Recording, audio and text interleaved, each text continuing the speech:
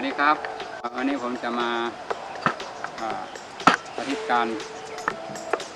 ปรับไอ้บ่อน้ำครับสระบ่อน้ำเลี้ยงปลาสระเลี้ยงปลาอันนี้คือเราพอดีเราใส่ท่อพอดีท่อที่เราใส่กับ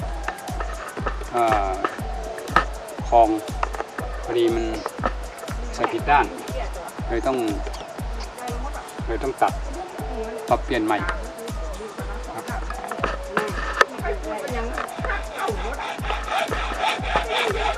พอดีวัดไปแล้ว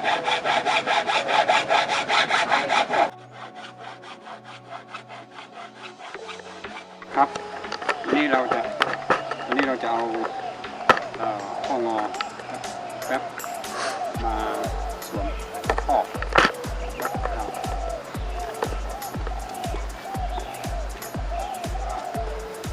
พลาดนิดหน่อย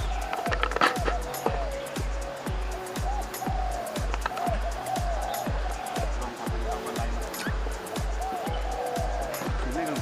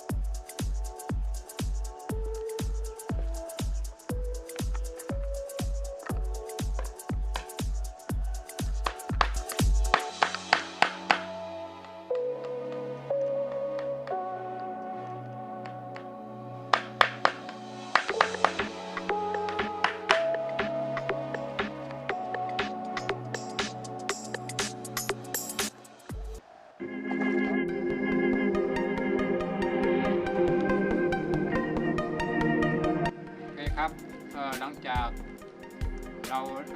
วางท่อเสร็จแล้วแก้ไขท่อน้ำที่ท่อน้ำเข้าบ่อปลาครับเราก็จะมาโรยในการผสมน้ำที่เขากับบ่อปลาครับน้ำเป็นบ่อเพื่อให้มันโรยง่ายๆ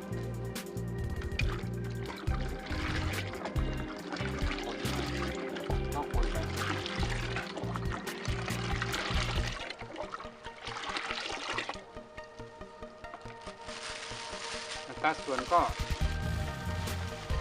ให้มันข้นหน่อยก็ได้แต่เอาให้เราสะดวกว่านี่เราใส่ไปถุงก่อนแล้วเป็นนี่เราก็จะปรับน้ำปรับค่าน้ำตอนเป็นกดเพื่อที่จะปลามาปล่อยเราจะทิ้งไว้ประมาณวันโอเคครับ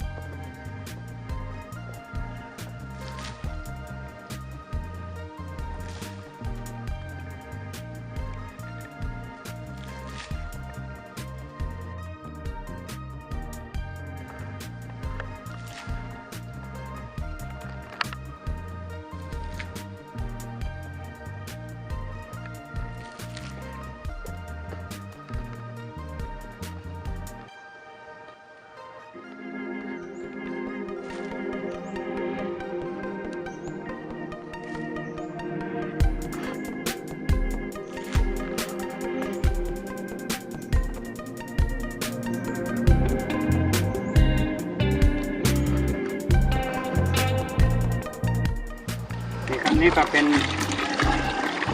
ถุงที่2แล้วที่บอกแล้วก็จะวางประมาณ2 ถุงเพื่อปรับค่าของน้ำให้เป็นด่างทางน้ำจะเป็นค่าของน้ำและก็หวานทั่ว